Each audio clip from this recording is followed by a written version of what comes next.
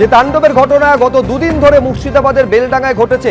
মূল বিষয় ছিল যে মুর্শিদাবাদের বাসিন্দা, বেলডাঙ্গার বাসিন্দা, পরিযায়ী শ্রমিক, ঝাড়খণ্ডে তার রহস্য মৃত্যুর ঘটনা। সেই ঘটনাকে সামনে রেখে তাণ্ডব চলেছিল গত দুদিনে, শুক্রবার এবং শনিবার। জানিয়ে আজকে কলকাতা হাইকোর্ট উদ্বেগ প্রকাশ করেছে।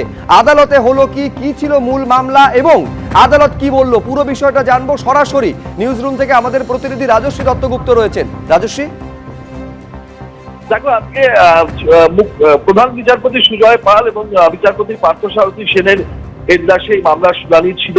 এবং তুমি জানো যে এনআইএ তদন্ত যে মামলা হয়েছিল, কেন্দ্রীয় বাহিনী মোতায়েন করা হোক অবিলম্বে মুর্শিদাবাদে, এটার আবেদন জানিয়েও মামলা হয়েছিল। এই দুটো প্রেক্ষাপটে মূলত যেটা প্রধান বিচারপতির বেঞ্চ জানালো আজকে তাদের নির্দেশে, যে হাইকোর্ট মুর্শিদাবাদে যে ধারাবাহিক হিংসার ঘটনা ঘটছে তা নিয়ে রীতিমতন উদ্বিগ্ন। সাধারণ মানুষের জীবন এবং সম্পত্তির সুরক্ষা, এইটাই নিয়েই চিন্তিত হাইকোর্ট। এটা প্রধান বিচারপতি তার মন্তব্যে বলেছেন। এবং শুধু তাই নয়, তারা বলেছেন যে মুর্শিদাবাদ জেলার পুলিশ সুপার এবং জেলা শাসককে এলাকার মানুষের জীবন এবং সম্পত্তির সুরক্ষাকে নিশ্চিত করতে হবে।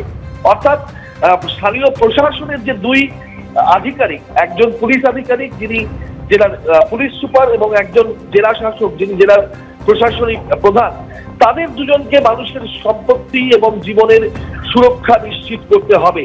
কারণ হাইকোর্ট অত্যন্ত উদ্বিগ্ন যে মুর্শিদাবাদে ধারাবাহিক হিংসার ঘটনা চলছে।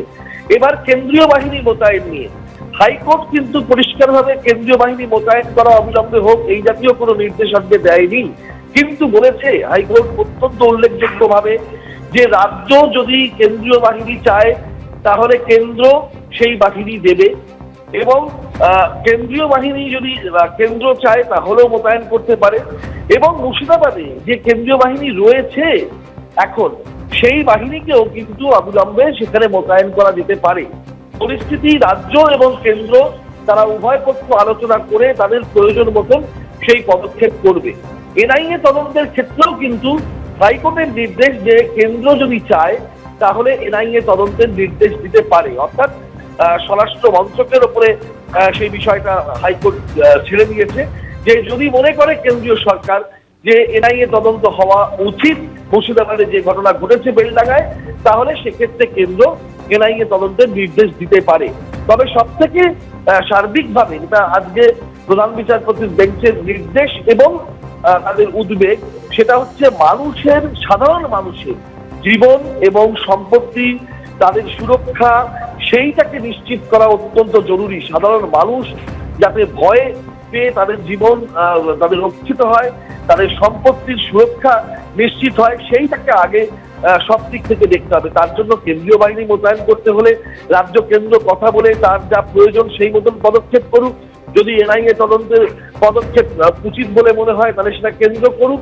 এইভাবে কিন্তু আজকে হাইকোর্টের এই নির্দেশ সামনে এসেছে। এবিপি আনন্দ, এগিয়ে থাকে, এগিয়ে রাখে।